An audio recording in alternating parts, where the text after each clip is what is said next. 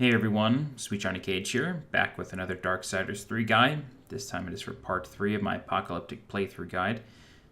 Here is the inventory list of what we're going to get in this segment. Important things to note: we're going to get 1 Essence of a Chosen, and we're going to rescue 1 human. Pick up all of what you see here. So, as you could probably tell by the video length, this is a really long segment. It is one of the longest segments. The main reason for that is because there's not necessarily a real clean break anywhere. This is just a long part of the game. This is really the first part of the game where you go spelunking for a really long time. We're going to start this segment at level 6, which is where we left off last time, I believe. And we're just going to hit that switch and get started. So we're starting in the Hollows, and we're just going to go into this room and just fuck shit up, really. That's what we're going to do. These enemies are really nothing. It's just a bunch of skeletons. If you've never joined me on an Apocalyptic guide, I'm doing these a little bit differently than I do most of my trophy guides. Mainly because this is just long, and, a walkthrough like this just takes a while. So I do some casual commentary. I want us to get to know each other. I want to get real friendly with you. If you have any questions at any point, please leave a comment. It helps if you include a timestamp in your comment. This way I could find out exactly what you're talking about. But I hope this, shows the game as being relatively easy. I do cut out all of my deaths, but they're all pretty obvious. You can see where my bloodstain is. And I do try to explain things as I go. So what we're going to do is we're going to drop down here. Kill the skeleton first. We're going to go ahead and drop down into this section here. And we're going to pick up a demonic artifact at the end of this rock ledge. Now be very careful, because when you pick up this artifact, it summons some golems in the lava here. I take a death here, because these guys really just mess me up. Then I go back and get my bloodstain, and we can proceed. So the next thing you want to do is go ahead and swing on these pillars. And then we're going to take care of some more skeletons, and then we're going to fight what feels like a mini-boss, but isn't. It's just a really difficult enemy. That bridge that you see in the distance, don't worry about that for now. You cannot get there until very late in the game, until you get the Force rune, I think, or the Force Hollow. I think it might even be the Stasis Hollow that you need. No, I can't super remember. Anyway, but it's much later on in the game, and we'll get to it when it comes. What I will do is I will put a card on this video once I upload the guide that includes that. So if you are finding this much later than I am uploading them, you will be able to know. But it's much, much later, likely in the segment where I get the Force Hollow. Maybe the Stasis Hollow, though. I can't really remember. Anyway, sorry, no, it's definitely the Stasis Hollow, because you need the Force Hollow just to get to that area. Anyway, so sorry. Dealing with these guys is frustrating, because they deal a ton of damage, especially on Apocalyptic difficulty, but you can just dodge pretty much everything they do. They have one frustrating attack, which is a forward push. They hold the axe in their hands, in 2 hands, and they just sort of like shove you. So you want to be very careful of that. And also when you kill them, you want to be very careful, because they explode and deal damage that can kill you. So this golem was guarding a switch here, so you just want to jump up there and hit it. And it will open the door that he was in front of. And then we're going to go up the stairs. And in this room is an Invigoration Core. So that's what that treasure is right there. But we'll clear this place out first. Now, I do want to mention that I'm playing on patch 1.04. So the difficulty of Apocalyptic has been somewhat reduced. But the reason I bring it up in this room specifically is that on patch 1.03, which was the day 1 patch, this room and the following room could crash the game. And I have a feeling it has something to do with the archers. But we pick up the Invigoration Core, and this increases the capacity of our Nephilim's Respite by 1. Now, unfortunately, we don't get to see that until we either pick up another Nephilim's Respite from an enemy drop, or until we die. So just keep that in mind. You won't actually see a visual change when you pick this up. But the next room that we're going to go into had a habit of crashing the game. And I think it has something to do with the archer at the top of these steps. So what I'd like to do is I'd like to just rush him and kill him as quickly as possible. And as you can see, the game did start to slow down when he had the arrow cocked, and it slows down here again. My first playthrough of this game, this room crashed a whole lot. So just be very, very careful. But we're going to jump down here, and we're going to walk behind this waterfall, and behind it is a treasure. It's a demonic artifact. Now be very careful, because when you do that, it summons a golem in here. So you can either take him out, or you can just ignore him. You know, they deal a decent amount of damage with their rock throws, but, you know, if you don't feel like dealing with them, you don't have to. And here we are going to access what I like to think is like one of the first real secret areas of the game. And we're going to go after an essence of the chosen. So we're going to fight a boss that is very difficult for our level, but we can do it. I have confidence in us. I have confidence because I've already watched this footage and I played this, so I remember doing this on the first try here. But, you know, when I was playing this game the first time through on challenging difficulty, it took me probably like 7 or 8 attempts, especially with all the crashing involved. So just keep that in mind. But we're going to break this jar and we're going to reveal an alcove that we can crawl through. And at the other end of this alcove is a switch that we can pull. You can see it in the distance there. Before you pull it, though, don't forget to pick up this treasure. It is a Sliver of Adamantine. We're going to go ahead and pull this lever, and that is going to open a wall. As you can see it rising there through the little hole. That's going to open up a door right in the room that we were just in, and it leads to a mini-boss. So it's actually not even a mini-boss. He has a health bar and music, so it's a boss. It's just a hidden boss, I guess I should say. So we're going to go ahead and fight him. Now, I will say this. This boss that we're about to fight, you run into them a few more times in the game, much later. So a lot of these bosses that hold an essence of the chosen are just modified versions of really difficult enemies that you find in the game. Now, that said, this guy does a ton of damage. However, all of his attacks are dodgeable. So what I recommend doing is staying very close to him and dodging when he does any of his attacks. And like I said, they're all dodgeable, including that one where he just popped out of the ground. But the easiest one to dodge, and the one that I do it the most, is that attack right there, where he does a horizontal slash. So you can dodge that one, then dodge that again, just like that. So when he goes from his left to his right, that's the one that I like dodging. But you can also dodge when he pops out of the ground. This fight is very much just, you know, you're going to have to do it a bunch of times before you really figure it out. But the general strategy is to try to dodge his attacks and, you know, use your Wrath abilities, use your Havoc mode, which I'll pop in a minute here. Just use all that stuff to your advantage. You know, that's really what you just got to do. Don't forget that when you pop Havoc mode, it does heal you. So if you are, you know, out of Nephilim's Respite or you have no shards, go ahead and pop Havoc mode to, you know, regen some health. It's very, very effective. But eventually, this guy will fall, as you see here. You know, it's really just kind of like a battle of attrition. You just don't want to get hit, and you don't want to do too many attacks in a row. But once you kill him, he will drop your first Essence of a Chosen, and if this is the first one that you ever pick up, you will get a trophy for it.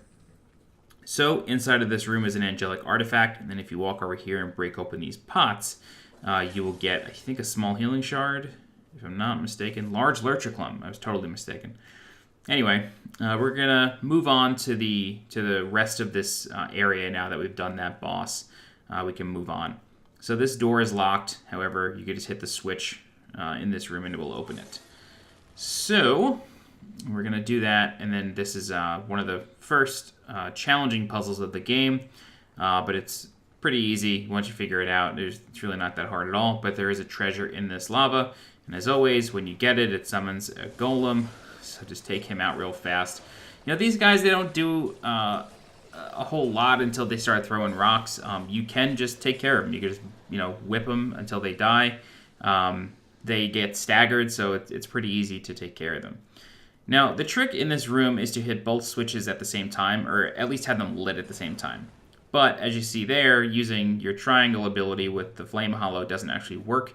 You need to do a boosted jump, or like a flame jump, whatever they call it. And then, once the spiderweb burns away, it will hit that switch over there. That's your cue to hit the second one. Doing both will turn them red, and it will raise the bridge. And of course, you get that great sound of you figuring out a puzzle. You'll see that treasure up there above this bridge. You get to it in a couple minutes, so don't fret. But you want to be very careful of this enemy here. He deals a ton of damage with his red attacks, as I will call them, his charged abilities. Does a absolute ton of damage, so be very, very careful with him. But once you take him out, you can get rid of these other lesser skeletons here.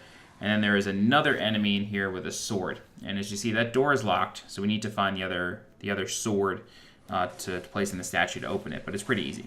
So go ahead and take care of this enemy. Who's using a one-handed sword. Be very careful because on the opposite side of this platform is an archer.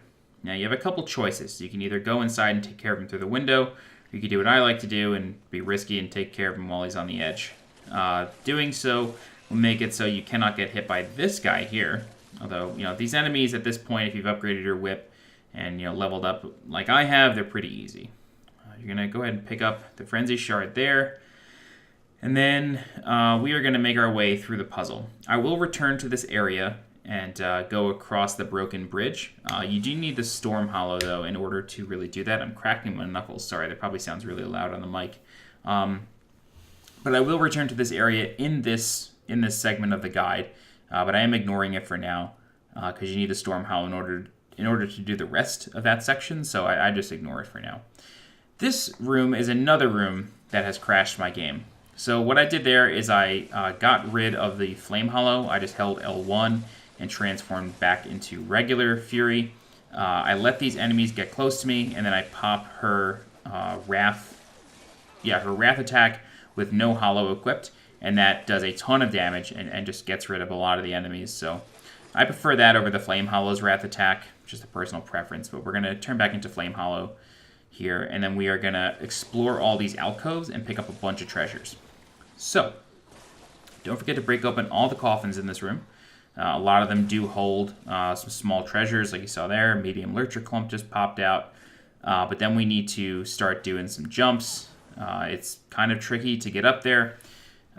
Frustrating, as some might say. But there are a couple of archers up here, so be careful. You want to try to not be in their line of sight because they will shoot you. And then there is a bloodstain here. I'm not sure if these things have other names, but they are bloodstains. They show up in places you die. But sometimes the game just has them randomly in rooms. It's not random; they're in the same room every time you play through the game. But I don't really understand why they placed them there or whatever. And the other interesting thing is that if you kill enemies in a room with that floating bloodstain there, that floating cluster of souls, all of your new souls that enemies drop will go to that instead of you. So you have to go get it. Weird. But we're going to pick up a demonic artifact in that alcove, and we're going to explore the others and break open some coffins. And then, we'll move on in a minute. Like I said, this room has crashed my game before. I really think it's something to do with the archers. There's 3 in this room, so I feel like, if they all cock their bows at the same time or something, or knock an arrow at the same time, the game just crashes. It hasn't happened to me since the patch, at least in this segment. I have had a hard crash in another part of the game. I think it might have been in the Bonelands or something. And that said, I have had issues where the audio cuts out. So that is still a bug, and it is still happening in the same exact places. It actually happens in this part of the guide, in this segment of the guide, much later after we get the Storm Hollow and do a little bit of backtracking back to the Maker's Forge. So the audio will cut out. It's just frustrating how that stuff just keeps happening. And, we've had a major patch, but there are less crashes, but the game's still just buggy. So anyway, now that we're out here, if you see any of these red cocoons in the ceiling, you want to use your Flame Hollow and jump up to get them. It will release whatever treasure's inside. I think there are also purple ones somewhere in the game. I think there's purple cocoons. But in any event, anything purple you need the Force Hollow for. Anything red you need the Flame Hollow. So that is the treasure that was above the bridge that we saw when we crossed the bridge before. And here we have another Vulgrim plinth. So what we're going to do with Vulgrim is, I think, I'm trying to predict the footage. we're going to level up. I'm not 100% sure if I return to the Maker's Forge with this one. No, I don't. Okay, so what we want to do is spend our attribute points, as always. So we're going to level up to level 8, and then we're going to pick up this sword. Sorry, we're actually going to use the sword as the key to get out, and then we're going to pick it up and place it in the other statue. That's the only time you do that. Otherwise, you just pick them up every time. So that's why I was a little confused there. But now that we have placed both of them, I thought the door opened, but you have to hit them both in order to get it to work, which the previous room just teaches you, but I'm an idiot. So hit them both, it will turn red, and then the door opens. So I will be very upfront with you. This room in particular, this big room, is very challenging. We need to find 2 swords and deal with a ton of enemies in each room. So, as you can see there, the footage transitioned because I took a death. These enemies are tough. You have a couple lesser skeletons. You have a skeleton with a little bit of armor using 1 sword. He can throw that sword, and then you have this big dude right here. Yeah, these guys just suck. Like, they are so tough, especially at this stage of the game. They can deal so much damage. So if they're starting to gang up on you, then you just got to be very, very careful. Use your combos wisely. Try to extend your combos as much as you can. And eventually you'll kill them, but again, it's tough. So, try to deal with the big guy first. If you're lucky like me, this guy will get stuck behind this lamp. I don't understand why he gets stuck behind the brazier, but he does. He will stand there. He will never get knocked off. He can't attack you. Sometimes he can throw his sword at you, but even if you're in melee range, he won't do anything. So, what we're going to do is we're going to take care of these 2 skeletons, and then I think the next thing I go for is a red-eye enemy at the opposite side of this staircase. Pretty sure that's what I do. Is that what I do? Yeah, okay. That's what we're going to do. Sorry, again, like I edited this footage together, but I didn't actually watch most of it, so I'm sort of trying to predict everything. But this guy is a club enemy on steroids. He has red eyes, so you know he's going to do a lot more damage. He has a lot more health, so you just got to be very, very careful. Like the other red eye enemy that we encountered in the last segment of the guide, or 2 segments ago, I think, once he's dead forever, so he can't come back to life. So just keep that in mind. But he will drop a Sliver of Adamantine, so just keep that in mind. But he's also guarding a secret passage. So you want to head back up the broken staircase and then into this little alcove. And then this section has a couple treasures. Now, what I will say is that this section has... it's actually not this section. Sorry, it's a different section that has it. Right, sorry about that. That's very easy. It drops you off right by the Vulgrim plinth. Another hidden section of this area is a little frustrating to deal with. So we're going to pick up the medium lurcher clump here, and then the next thing we're going to do, we have to go after one of the swords. So that's what we're going to do. So these swords are in the rooms on the left and the right. However, there are a decent amount of treasures down here. So what I recommend doing is jumping down and getting those first, and dealing with this big golem, because a couple of the side rooms spit you out near this golem, so you kind of have to deal with him at some point. So you may as well do it now. Sometimes you can get him caught in an AI loop, and he'll just stand there and take it, and won't do anything. Other times he will be a total insane enemy, and just fight you constantly and never let up. Other times, like he just did there, he does nothing. So you never really know what you're going to get with this guy. I think he might get stuck on some pebbles or something. But in any event, you just got to deal with him. Yeah, so at this point, it's the same fight as before. The first time you encountered him, except you have a lot more room to deal with. Make sure you run away, because he will explode and deal some more damage. But once you've killed him, you kind of have free reign of this area. So we're going to pick up a Luminous Visage, or Luminous Visage, if you want to use the French pronunciation. And the Luminous Visage gives you free talent points, or free leveling points to use. I'm not sure if it's in this footage, but I try to use this item, and it actually bugs out and prevents me from using it. which is very strange. It bugs out. Like, I use the item is no longer in my inventory, but I wasn't actually granted any points. And I think the reason for that is because I used it too quickly. Like, I used the item, and then I exited out of the menu way too quickly. So be sure to use it and then wait a couple seconds, and then exit the menu. Otherwise, you kind of just get screwed, and you don't get to use the points. And levels become very, very expensive later on in the game. So just keep that in mind. Although what you may want to do is hold them till the end, and then, spend all your souls to level up, and then once it becomes kind of crazy to level up, like in the 50,000 souls range per level, then use those. Because I'm pretty sure it like the souls required to level are dictated by your current level. So get as far as you can by spending souls, and then use the Luminous Visage to get some more points. Now, in this section here, excuse me for sniffling, but in this section here, I was actually looking for Secret Passageway, but it's actually in the next section. So you get live gameplay here, folks. I don't really edit out my mistakes unless it's a death and just causes like a long load screen.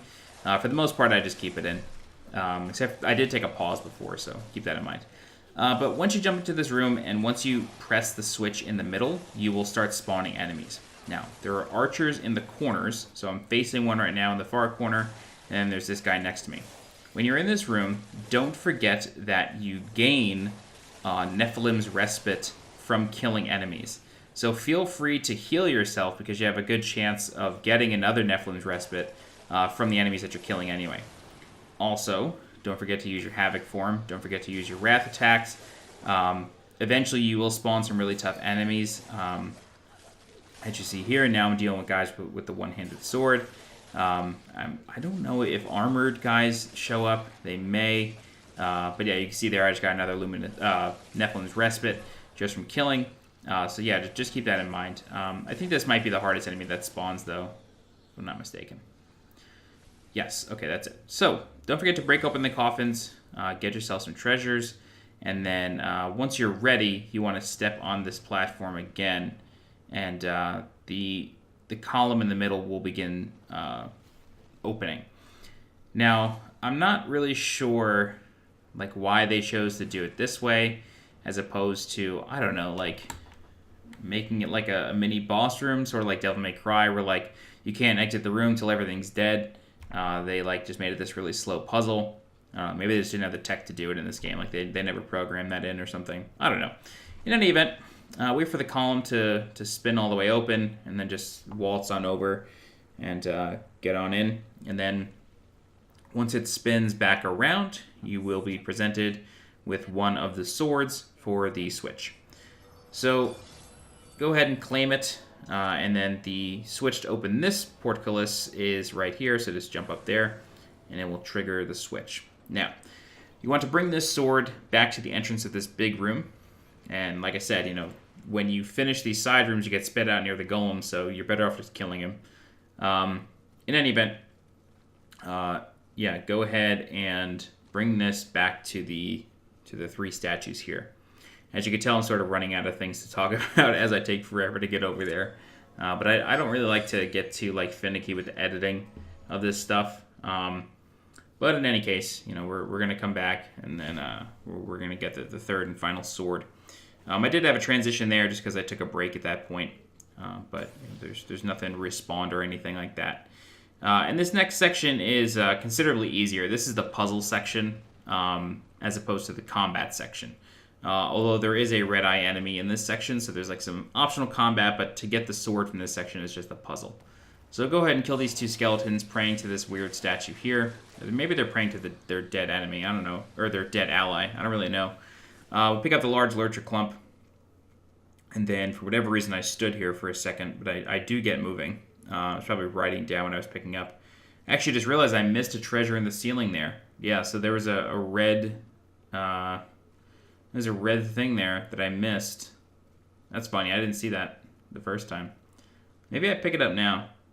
Do I see it this time around? I don't think so, because I didn't notice it till just now. I definitely don't. That's very well hidden.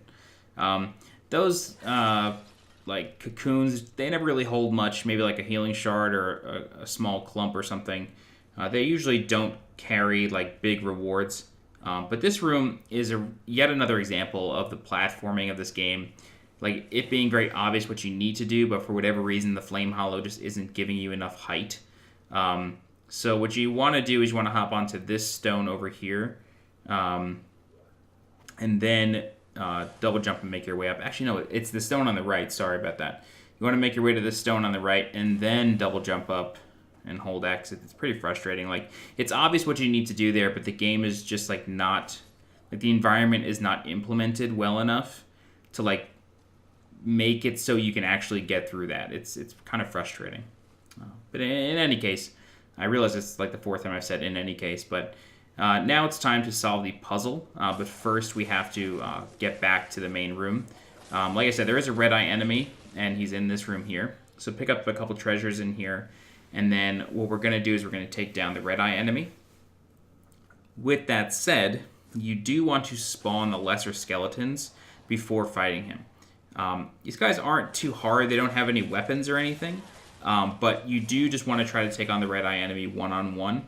But there is a third skeleton that spawns there. I didn't notice it till it was too late. So just take care of him as best you can while dodging the red-eye enemy. And yeah, so this guy... You can't necessarily stagger him, but you can get him caught up in full combos. So if you could use that delayed whip attack and to like yank him towards you, then like throw him up there with your elbow, like that's very effective on him. But you know, his moves are very telegraphed. Just practice your dodging, and eventually he will fall. And he drops another Sliver of Adamantine, just like the other one. I'm not 100% sure if I say Adamantine every time. Obviously, it sounds very much like Adamantite, but he is Guardian of the Chaos enhancement. And I think Adamantite... So Adamantium is what's in Wolverine. Vibranium is what's in Captain America's shield, as well as Ultron and all of Wakanda. But Adamantite, I think, might be from World of Warcraft. It might be a resource in World of Warcraft from, like, Wrath of the Lich King or something. I'm not really sure why I have that in my head. But it's adamantine. I apologize if I ever say adamantite. I record this VO kind of in one shot as I watch this footage, so I can't always keep track of what I say, and I try to just give tips instead of just giving you like boring gameplay with no indication of like what's coming up next or like what I'm going for or anything like that. Let me know what you think of this style. I'm not always going to do it, especially if it's just like a trophy guide or something. Like, it's always easier to just do, like a 4 or 5 minute trophy guide video rather than something like this. But you do want to swing over here and burn this first spider web, and that will open up this cocoon here, which will allow the bugs that spawn out of those hives to eat it, and then they can act as bombs just like we did in the last segment. So you do want to take care of these enemies here. Yeah, that's the move I'm talking about, where you yank him towards you. You want to do whip, whip, delay, whip, and then he yanks, and then whip again to hit him with your elbow. So don't forget the Sliver of Adamantine there. Once you pick that up, you want to pick up a bug that comes out of the hive, and then you want to drop him directly onto the red goo, and you want to resist your instinct to throw him. Instead, what you want to do is burn the first spiderweb all the way to the left, and then just stand on the switch.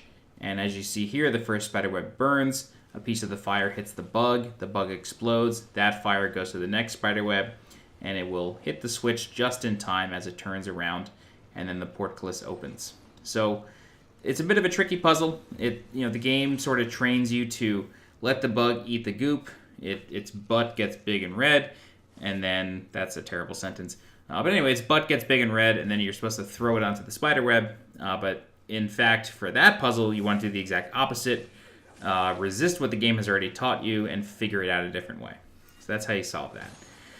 In the next room, there are a couple enemies for you to take care of. Nothing too crazy. They do a ton of damage, as you can see there. That's sort of like the name of the game in the early hours of Darksiders 3 on Apocalyptic difficulty. Everything does a crap ton of damage to you, but you just kind of got to figure out all their move patterns and just deal with it, try to get enemies one-on-one. But eventually, you'll be able to kill them, and then you can proceed into the next room, which has the sword. Make sure you burn all these spider webs and explore every nook and cranny of this room because there are a couple treasures. So there's one in this pot here as that I kind of just ignored because I didn't realize it dropped out. But there you go, a small lurcher cluster. And I'm going to hit the switch, but then I'm going to see a treasure that I forgot. There's a spider web over there that I didn't burn, so I'm going to go do that. Yeah, and then I'm not even sure what's even in here. Nothing. Great, so that was a complete waste of time. Anyway, hit the switch. This is a faster moving column, so you kind of got to be a bit quicker. Wait for it to turn all the way around and then run across, and you'll be able to get the third and final sword. Now, most people would probably cut the guide here. However, we haven't fought a boss yet, and this is really just kind of like the first part of a larger piece of the quest. But I do just want to keep it going because, you know, I try to space these guides out as best I can, and I think doing it after a boss and a little bit of backtracking with your new ability, I feel like that's the best place to cut it. So we're going to go ahead and drop the third sword, and we're going to ignore what we need to do because I just forgot. But you do need to hit all three of those and light them all up at the same time in order to make them do anything. Otherwise, you got them for nothing. But when you hit all three and they turn red, the statue will rotate 90 degrees, the hands will come up, and then you can traverse across. However, what you want to do first is you want to go behind the statue's head, and you want to go into this little alcove here and pick up a treasure. If I had to guess, I think it's a demonic artifact. I can't really remember. Sure is. There's a demonic artifact. And this is the last time that we're going to come to the Hollows for quite a while. So until we make it across to the other side of that bridge that we saw early on, we will not return to the Hollows. The Hollows is pretty much done until we get to it from another way. So keeping that in mind, just know there's really no need to come back here for the most part anyway. Now, a cutscene just played there where Fury thought that these were children that needed to be rescued, but in fact they are some sort of demon, or they're just mean. They throw dynamite at you, so be very, very careful. There's 3 in this room, and then you're going to deal with these guys kind of over and over through this section. So go ahead and jump up this ledge. See, right there, the AI of this game grabbed me onto that ledge, but it normally never does that. So we just kind of got a little lucky there. If you're having difficulty getting up there, try to find some rocks that can elevate you a little bit. But you do want to double jump and then do a force hollow jump. That treasure in that cave is actually something that it's a bit of a continuity error on my part. In the previous part of this guide, I did get that treasure. You are able to get it once you get the flame hollow, so keep that in mind. I just went back and recorded it later. But that treasure, if you're following along with these guys exactly, that treasure will not be there in that little cave that you saw with those stalactites. Anywho, we're going to go ahead, we're going to level up, and then we are going to head to the Maker's Forge, and we're going to upgrade our weapons. Now, as you probably just noticed, I did not spend my talent points. This is something that I forget constantly.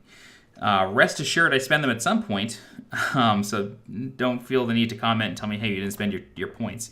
I spend them eventually, I just forget constantly, because it feels like you spend the souls, and that should be it. You know what I mean? You should just level up and call it a day. Sorry, I have the hiccups now. This is the worst. So I do spend those points eventually. I'm going to go ahead and level up my Fortifier enhancement. So this is the first enhancement you get. I think I got this in part 1 of the guide.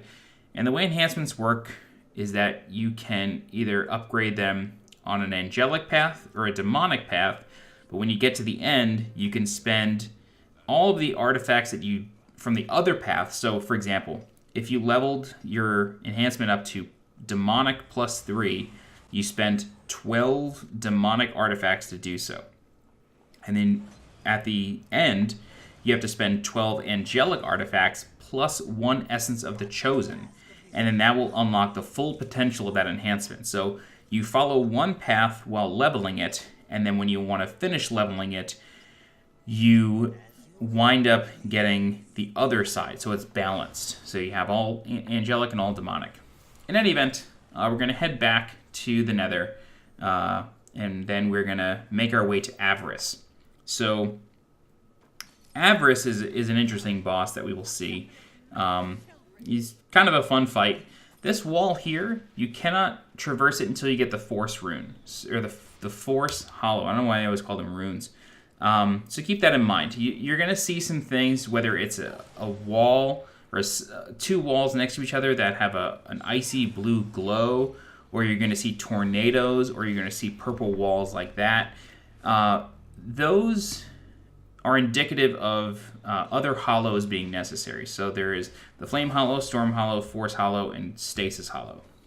When you see purple walls like that, or purple clumps on the ground, or even like big purple barnacles blocking doorways, that means you need the Force Hollow.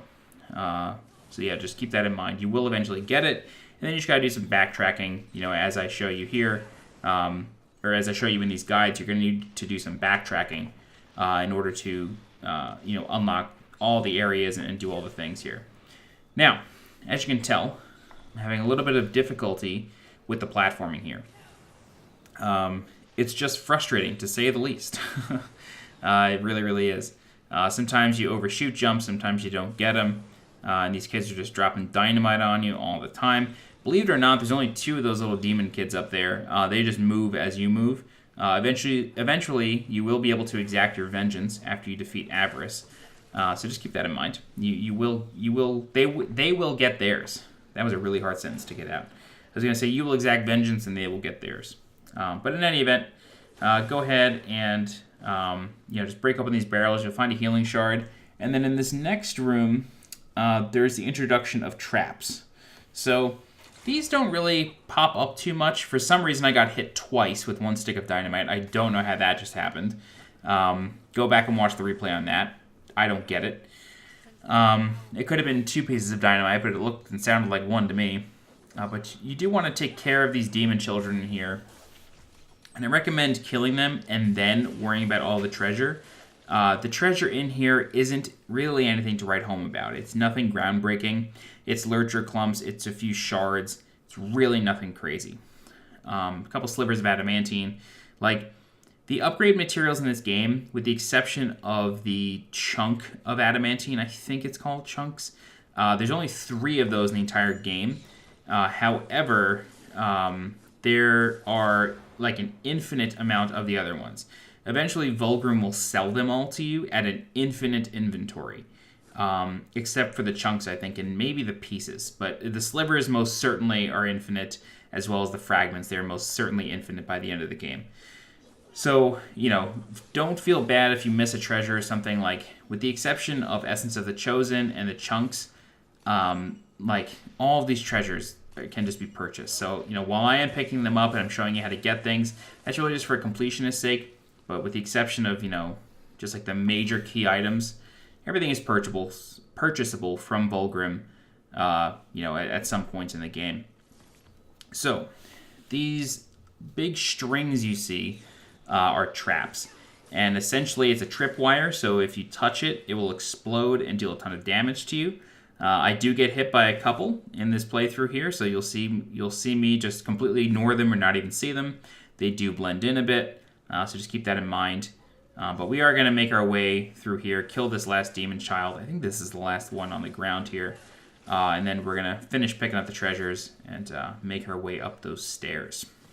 So, one of the cool things about this game is that it does take place on Earth. I'm pretty sure it's supposed to take place in somewhat of New York. I know with the Apocalypse, I am going to hit this tripwire. Oh no, I do miss that one. There is one very soon that I hit. But this game does take place in New York. The Empire State Building is visible towards the beginning of the game. Yeah, there you go. Just hit one right there. So I like to think that this is like the Museum of Natural History or something. Maybe where Ross Geller works. In any event, the T-Rex is used as a bit of a platforming thing. See, like, I don't even know what hit me right there. Like, sometimes you just can't even see these things. But just keep some healing shards handy. I am trying to backtrack here because I thought there was another room in here, but it's actually in the next, or on the other side. So in any case, go ahead and burn down these spider webs. That will free a chandelier from the ceiling that you will then use with your grappling hook. I don't really know how these spider webs can sustain like that big of a distance, but they certainly can. So Once you free that chandelier, you want to head back out to the main staircase, and then you see, like, what is even hitting me there? Like, I don't get it. But anyway, you can swing across and then make your way to the top of the T-Rex, and then there's a treasure on his head, but because, like, the environments of this game just betray you all the time, I did slip off there, which is always very, very frustrating. Yeah, so we're going to make our way back around. You don't have to go all the way around the building or anything. You could just jump onto the chandeliers again, and that's kind of it. So now we're going to take it very slow, as you see here, and then we're going to get our medium lurcher cluster, because that was very important. Don't forget to spend those things. I don't spend them until the end. I don't know why. It's just like a habit of mine. Even in Souls games, which have similar items, I never spend those things. I always forget. Unless there's like a key that I'm trying to buy, like the key of Artorias or the seal of Artorias is 20,000 souls in Dark Souls 1. That's when I'll use those to try to get that key really early. But in any case, you can see a demon child on that scaffolding over there. I am going to hit this tripwire because I'm a moron. But there is a red eye enemy here. And this is one of those cases where I'm going to pop my Havoc mode for seemingly no reason, but it does act as a heal. So because this dude is just really messing me up, I decided to pop it once I realized I had it. And yeah, so don't forget to use it. It does heal you. Maybe not to 100%, but it does heal you a good deal.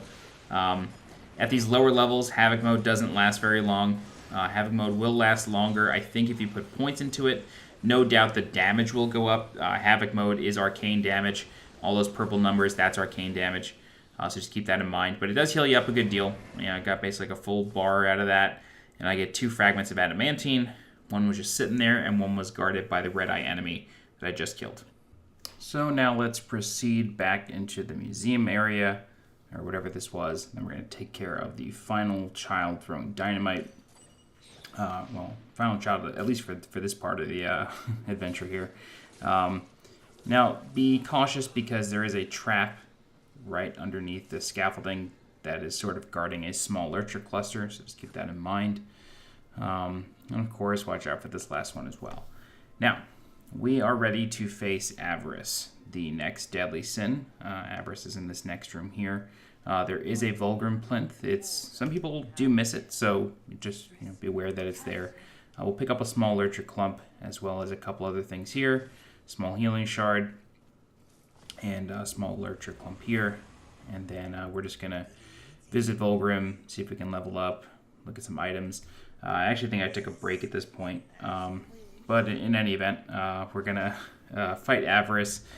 This did take me a couple of tries on Apocalyptic difficulty. He is quite challenging. Now, unfortunately, he runs away a lot. So it just drags the fight out. After you deal some damage to him, he will jump on top of these pillars, and then he will throw trash at you. He will throw 3 pieces and then jump down. You can easily dodge the trash, and when he is jumping back down at you, you can do a time dodge, like an arcane dodge, as he's falling down. So you want to practice doing that, otherwise you're just going to get hit by it, and it's going to deal a ton of damage to you. So make sure you practice that. You'll notice that I'm just doing whip attacks when I do an arcane dodge. Part of the reason for that is because the Flame Hollow just isn't very effective against this guy. At least that I can tell. This really is just like a battle of attrition and just waiting and waiting and waiting. And unfortunately, that's all it really is. So as you can see there, I took a ton of damage from him after he jumped down. So just be very, very careful. When he giggles and laughs, it means he's going to run away. So keep that in mind. I am going to let this entire fight play out, although there's not a ton of commentary to it. It's just a long fight. There's really no way around. There's really no getting around that. It's just a long fight. So what you want to do is just keep dodging over and over. What you can do is you can arcane dodge and use the Flame Hollow. If you feel like it's getting near the point where he's just going to jump up on top of the pillars again, you can go ahead and do that, and then he'll at least take some damage on his way up. Excuse me, I had to yawn. So, after a while, when he's up on those pillars, after he does that a bunch of times, he will bring down a big piece of trash as his third piece. And he will use this as a weapon against you. These big pieces of trash can either be a grandfather clock, like the one he has now. It can be a demon head, or it can be a refrigerator, like an ice chest or something. All of those items more or less have the same move set. So he's going to have an overhead smash. He's going to bum rush you with it. He has a lateral sweeping attack. Yeah, as you can see, this is the big demon helm. And of course, when he jumps down, he'll try to slam it on you. So that's the lateral attack. And then I think next he might do an overhead smash. Oh no, it's another lateral attack. Yeah, there's the overhead smash. So be very careful for that. You'll notice that the weapon that he's using, or the piece of junk that he's using, glows whenever he's about to hit you. This is the same for, I think, every boss in the game and most enemies. So just pay close attention to the piece of trash itself. And when it glows, that's when it's time to dodge. So here comes the refrigerator, and this is the final weapon that he gets. This one will never break. He has that big delayed overhead smash. That will one-shot you, so keep that in mind, that if you see him delaying it, you just got to do your best to try to time it, but that will one-shot you, so be very, very careful. Yeah, I don't know how I survived that just there, but in most cases it will one-shot you.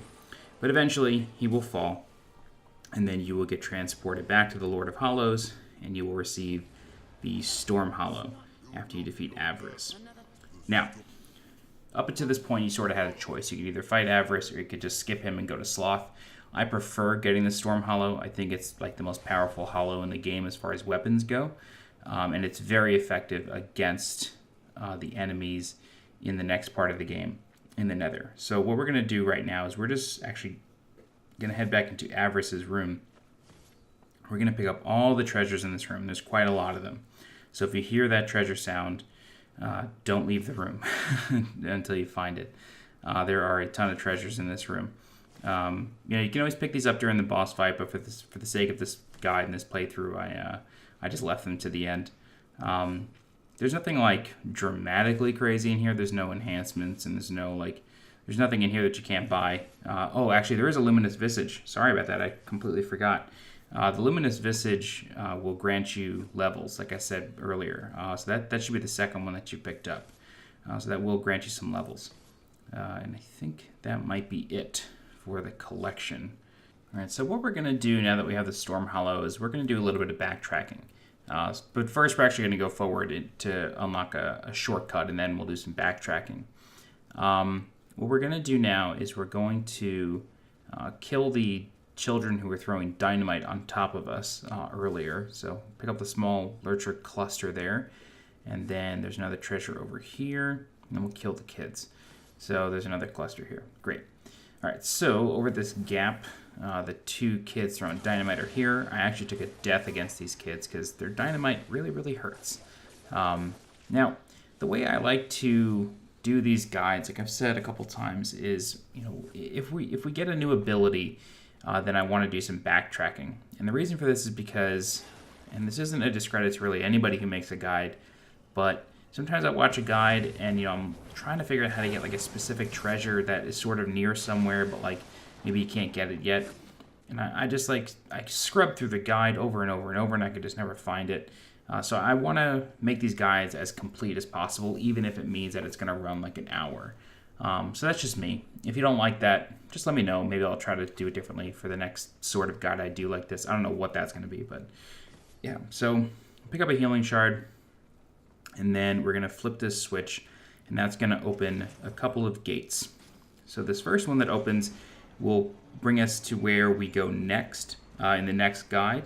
But for now, let's go back to this Vulgrim location that we had used before. So, yeah. Oh, actually, I killed this enemy here. Sorry about that. I think I made the split decision. Yeah. Okay. So sometimes when I play, I have to think in guide terms. Like I have to think of how I want to record things. So sorry about that. But we're gonna head to where are we going next? We're going to the Catacombs. So the reason for this, yes, is because we can now traverse a bridge that we found earlier, much earlier in this video. So we're going to kill this archer just because he can be a pain, but we'll actually kill him the other way as last time. Or the other way, yeah, the other way as last time. I don't know if that's the right phrase. I'm really tired. So we're going to kill this archer, and then now we can use this cyclone or gale or whatever it is. So pick up the small lurcher cluster, and then you can use this gale to traverse the chasm. So we'll pick this up, small lurcher cluster, and now we want to get into the flame hollow form, and then we can use these poles that are sticking out as swing points. So we're going to take care of this golem over here. No big deal. It's pretty easy. And then we'll take care of him. Then there's a treasure in this little area. Great. So pick that up. And this is the Enoch enhancement. This is a pretty good enhancement, actually. I like using it. So, yeah, the Enoch enhancement gives us more damage with this weapon. Actually, is that minus? I couldn't really see it. That's funny. In any event, maybe I don't like using this. That's so funny. Yeah, sorry if this commentary has gotten off the rails. I'm just kind of getting tired and I want to get this done. This treasure you get much later as you come back around. I think at least. Yeah, I'm pretty sure that's you get that when you find the other side of that bridge from much earlier. So we're going to swing back across, and then we're going to use the gales to retraverse the chasm, to go back over it. And it is tempting to want to go to the other places in the lava around here, but trust me, that's all you can get to for now. So the next place we're going to go is way back. We're going to go to the Maker's Forge. And then from the Maker's Forge, we are going to actually go backwards. And this is a really tough place to go back to this early.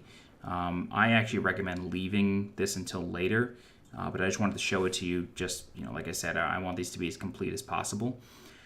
So there's going to be a bunch of cuts made in this little section here because I do die a lot, and it is tough. And we have some great pop-in effects here, including some enemies right in front of us, which is awesome. This game's loading is impressive sometimes. It's actually impressive. There's a gale over here, so go ahead and fly up that.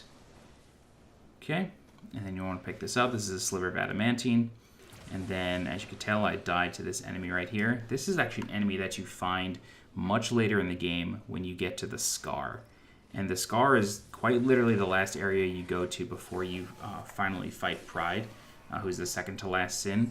So this is an enemy that is, you're not supposed to encounter until way later. The trick to this is this enemy will spawn clones of itself.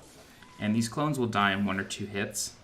Especially at this point, they'll die in 2 hits, but much later on in the game, they'll be just 1 shot. They can deal just as much damage to you as the normal enemy, so you got to keep that in mind. But once you're able to, you just want to deal with this enemy. I think I survived this. I hope I do. Yes. Okay. Great. So survived. Killed both of them at the same time. And there's this big dude clinging to the wall here. I just ignore him. Straight up, I just ignore him. He is not worth fighting, especially at this point. He does not drop anything. There's really no point in fighting it. So I just run right past it. Now, there are a few treasures in this section here with some lesser enemies to deal with. So we're going to take care of them, and then we're going to enter this broken apartment here. And there is the small lurcher cache in here. So then we're going to proceed down, and there's a couple more lesser enemies. As you can see, there's a treasure in there, which we will get, but now we have these predator guys who can smell us, so that's why he came running. So we'll deal with him, and then we can hop down again, and pick up the rest of the treasures. So for some reason, I just sort of ignore things in this room. I think this one enemy just sort of messes me up. And this guy is strong. You run into a bunch of these guys in the Bone Lands much later. But believe it or not, these guys do get staggered. The crazy thing about them is that they can teleport a bit. So even though that they get staggered, they may stand up and just vanish and go somewhere else. So you got to stay on top of them. We're going to pick up a piece of adamantine, and don't worry, I am going back for those other 2 treasures, but I did want to pick up the human here. So pick him up. I think I break these boxes and then realize that I forgot some things and turn around. Yeah, it's going to happen in a second, I realize. Yeah, here we go. Great. Good job, John. All right, so we're going to hop back over the chasm, and then we're going to go ahead and pick up the last couple treasures. There is one up here. Don't forget, this is the one we saw through the little crack in the wall. That's a medium lurcher clump. And then this treasure here, I don't think is anything major. Yeah, it's just an angelic artifact. I guess it's sort of major. There's a limited amount of those in the game. So, yeah, what I do want to say about this is, like, this is the sort of stuff that I really, really dig in a game where, you know, even in the very beginning of the game, you know, before you even get to the Maker's Forge, you're sort of clued into these things that you just can't reach yet.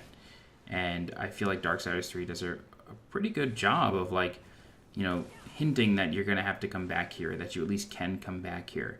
And, you know, the crossroads area of Haven is, like, very obviously a crossroads, right? Like, it really does indicate, like, hey, there's, wow, that was weird. There are all these other places for you to go, but you don't have, like, the ability to get to them yet. But just try to remember and come back here, you know, when you feel more powerful. And, like, that just keeps happening over and over and over again. It's awesome. So this is the shade enhancement. It's okay. I think it has something to do with the amount of arcane that you can deal, or like your havoc will increase over time, if I'm not mistaken. There's a lot of enhancements in this game, and I didn't use most of them. I just stuck to like the same 3 or 4. I did equip them on every weapon, but like I didn't necessarily upgrade all of them. I upgraded 5 of them at the end, because you do get 5 essence of a chosen. Now, this area does get buggy. Even on patch 1.04, the audio can cut out here. So what I've noticed, the way to fix that is to just fully quit the game. So I mean, go to the PlayStation home screen and close the application, and your sound will come right back. This has happened here consistently, as well as a couple of other places consistently in the Bonelands. I don't really know what causes it. I think it might just be a memory issue, like everything else seems to be. I really, really do not know. I wish I did, and I wish they would fix it, because it's frustrating to like get into an area and then suddenly go deaf. You know what I mean? It really sucks. But in any case, yeah, so what we're going to do now is we're going to slowly clear out this room. There are a few predator enemies here, as you can see him over there. And then there are some really strong club-wielding enemies like that guy creeping over there. So you want to try to clear this room out, like I said, very carefully, very methodically. You don't want to get too crazy, and you do want to be smart about it. You want to try to take things on one at a time. It's very much doable, as I will show you. And I recommend leaving the treasures until you've cleared out the room. It's just sort of not worth forgetting or like risking it running for a treasure. Like, it's just not worth it. These enemies are very much manageable if you can get them one-on-one, and you can kill most of them without even getting hit. So, you know, just keep that in mind. So this is another predator enemy, and I think the only thing left in here is one other predator enemy in the corner over here to our right. Yeah, you can see him right there. So after we kill him, that's it as far as the enemies. And then we're going to get the rest of the treasures in this room, and then that's going to do it for our backtracking. Like I said, I know this guide is like an hour long. This is quite a long segment of this game, but there are instances where, like, you know, you pick up a hollow and then it's sort of time to just return back. You know what I mean? Like, and that's how it's sort of going to be. The next segment will be pretty short. The next segment is just the Nether and then killing Sloth. Once we kill Sloth, that's it for that section, and then we'll move on to getting the Force Hollow from the Bonelands. But the next section will just end at Sloth. So the next section will be a lot shorter. But the section after that will be kind of long.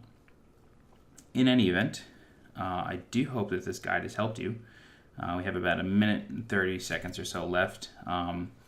If you did like this video, please subscribe to the channel. I am trying to reach 1,000 subs so I can remonetize these videos.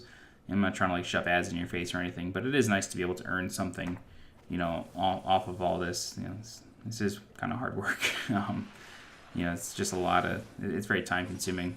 Right here, you're going to see a weird bug where the whip chain swing thing, just the indicators never shows up. And then we wind up having to like sit through a weird loading screen because the game doesn't know where to put me, and then it puts me right back, and then the indicator shows up right away. So I don't really get it. But yeah, so we are going to end it here. Like I said, if you have any questions about Darksiders 3, whether or not it's part of this segment or not, please do leave a comment, and I'll do my best to help you out. If you like this video and you're looking for more videos like it, whether it's for Darksiders 3, or even if you have requests for other games you'd like to see guides for, go ahead and leave a comment, and be sure to subscribe to the channel so you get alerted when new videos go live. Alright guys, I'm Sweet Johnny Cage. Thanks for watching, and I'll see you next time.